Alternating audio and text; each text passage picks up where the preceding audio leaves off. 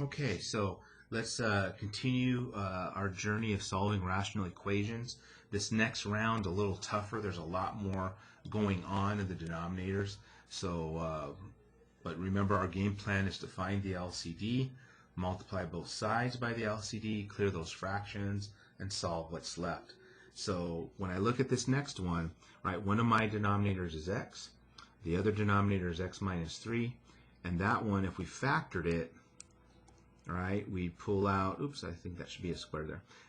If we pull out an x, we end up with x minus 3, right? And so putting 2 and 2 together, you know, whether it looks like the LCD in this case is x and x minus 3, right? So everybody has their part in it. So what do we do with that LCD? We multiply both sides by it. So I'm going to write it as a fraction. So I'm going to take this side and multiply it by the LCD, and take this side and multiply it by the LCD. Alright, so keeping everything factored. Clearly on this side, everything divides out, right? So anything divided by itself is 1. Over here, we're going to distribute, and again, perhaps some of you are quick enough to, if you just do the distribution in your head, right, the first fraction, the x's will cancel out, leaving us with x minus 3. And in the next fraction, right, the x minus 3's will cancel out, leaving us with x. But if you're having trouble seeing that, right, remember multiplication is just top to top,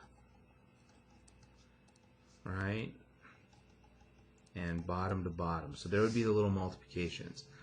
Again, clearly the x's cancel out, leaving us with x minus 3. The x minus 3's cancel out, leaving us with x. And so, nice, brilliant move, right? We went from an equation that looked pretty intimidating with fractions. After multiplying both sides by the LCD that we found and doing our work, we have no fractions. Pretty easy to solve. I'll combine like terms. Looks like my first move will be to add 3. Let me move this over here so we get 2x equals 4. Divide both sides by 2, and we get x equals to 2. All right, and so we're off to the races and we're good to go. All right, so there's our solution for that equation. Next one, again, I have to find the LCD. So I see one of my factors is x minus 4, right? That has to be in the LCD.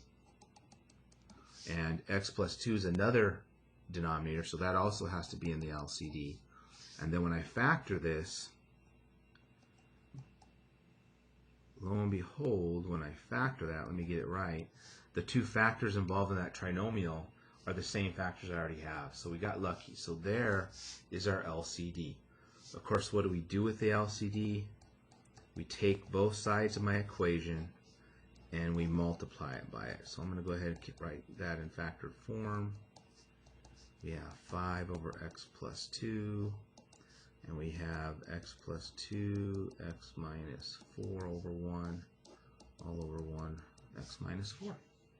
Okay, so there's our first move. So we found the LCD, and then I play the balancing act of multiplying both sides of the equation by it.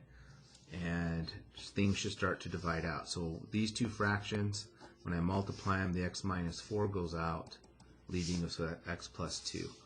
If I multiply these two fractions right here, this one and this one, right, everything cancels out, leaving us with just 6 plus, and then if I multiply these two fractions together, right, this guy and this guy, the x plus 2 will divide out with that x plus 2, right, leaving us with 5x minus 4. And so, nice, slick trick, right? Again, this is very intimidating. But after finding the LCD and multiplying both sides by it, that's nice. And so we get 6 plus 5x minus 20. And if I combine like terms, I believe this is 5x minus 14 equals x plus 2. And then we can start basically working. So subtract x from both sides. And how about we add 14 to both sides? So what that's going to give us is 4x equals 16. Divide both sides by 4. Let me pick that up a little bit so the camera's catching that. If I divide both sides by 4, we end up with an answer of x equals 4. Okay? So good news is again, we have to find the LCD.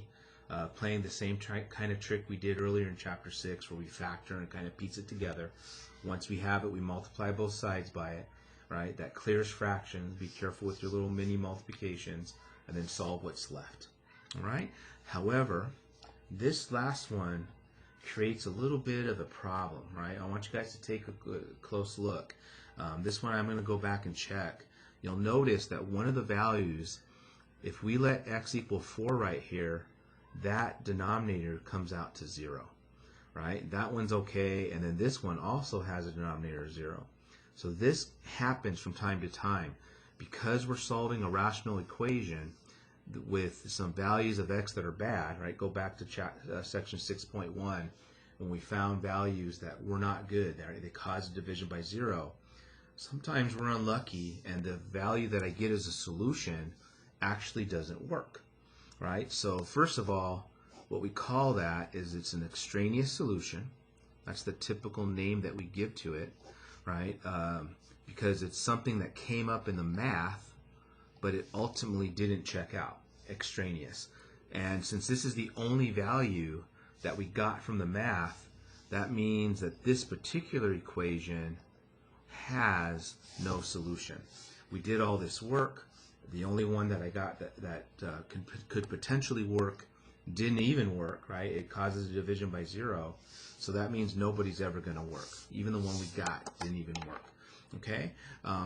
Word of advice, if you would, if you go through all your work and you trust your work, if your value that you get doesn't make any of your denominators equal to 0, right? Oops, I lost you guys there.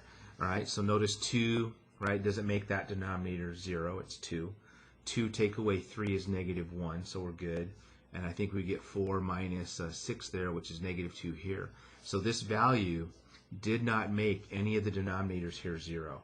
So if I trust my math, there's a pretty good high probability that that is the right answer. Even going back to some previous examples that we did, let me bring those out, right? The reason I wasn't too worried about checking them, I'm trusting my math, number one, but notice the only value of t that's bad here is 0, and that's not 0, so I'm pretty confident that's the answer. The only value of x that's bad here is also 0, and that's not 0, so again, I'm going to trust my math, trust my answer.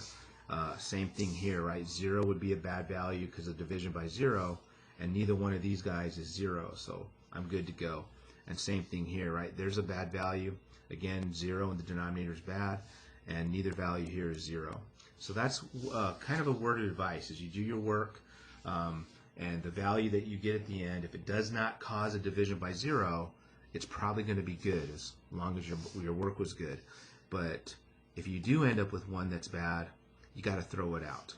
All right? And in this case, it's the only one we had, so that means nobody's going to work. All right, so some more equations coming up in a moment as we continue to grow and learn from this. See you guys in the next video.